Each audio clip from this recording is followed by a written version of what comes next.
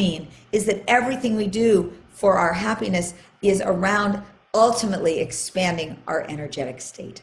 So, good. I want you to notice how you feel in that expanded state.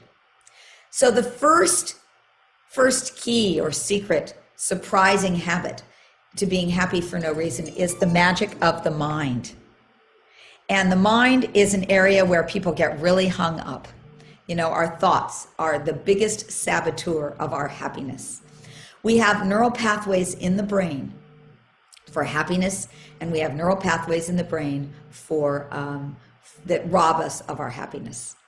It's all about our attitude and our thoughts. So I want to start this section by sharing with you a story that I love of an example of a man who has got the right mindset around happiness, and his name is Roger Crawford. Let's see a picture of Roger.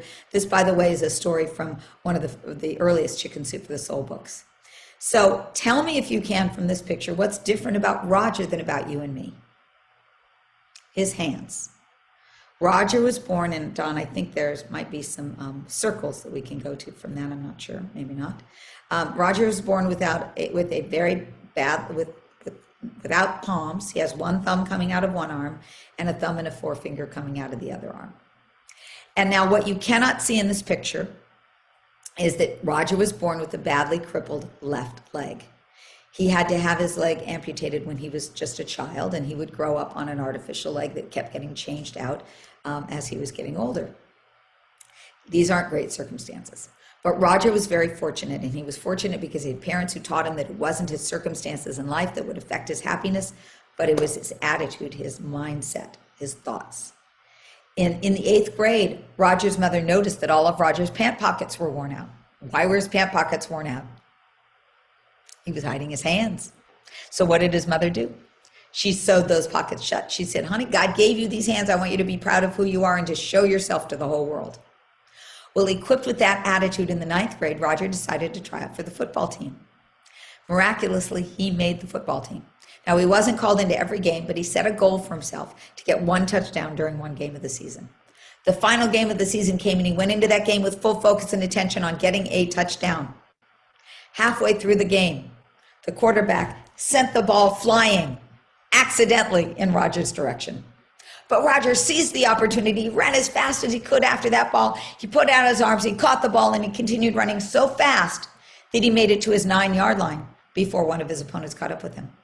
Unfortunately, at the 9-yard line, his opponent caught up with him by doing what's called a shoestring tackle, which is when your opponent dives and grabs you by the ankle. In this case, his left ankle, the ankle of his artificial leg. This is how Roger tells the story. He says, I pulled, he pulled, I pulled, he pulled, I pulled, he pulled. I won. There he stood with my leg in his hand. But there I stood with the football still in my arms on one leg. Now, what did I have to do to get a touchdown? Hop my way across the other 9 yards. That's what I did. And the referee went like that, touchdown. He said, and I got that touchdown I so yearned for. He said, but better than those 6 points was turning around and looking at the guy's expression who was standing in the field holding his leg. Now that was Roger Crawford then. Let me show you a picture of Roger Crawford today. Roger was the first physically challenged person to have made the U.S. tennis professional team. And there he is holding his racket with his one thumb and on his artificial leg.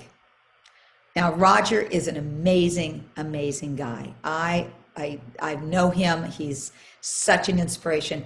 And truly, here's a guy who's got less going for him than many of us do, yet he's just living his life all out. Let me just share with you the story, the last paragraph of his story as it appears in Chicken Soup for the Soul. He says, the only difference between you and me is that you can see my handicap, but I can't see yours. We all have them. When people ask me how I've overcome my handicap, I tell them that I haven't overcome anything. I've simply learned the things in life I can't do. Things like play the piano or eat food with chopsticks. He says, but more important, I've learned what I can do. And I do it with all my heart and all my soul. Wow, that's for us. Living our lives, no matter what's going on in our life, with all our heart and all our soul. That is my challenge for all of us today. Now, all of this, our thoughts are at the basis of all of this.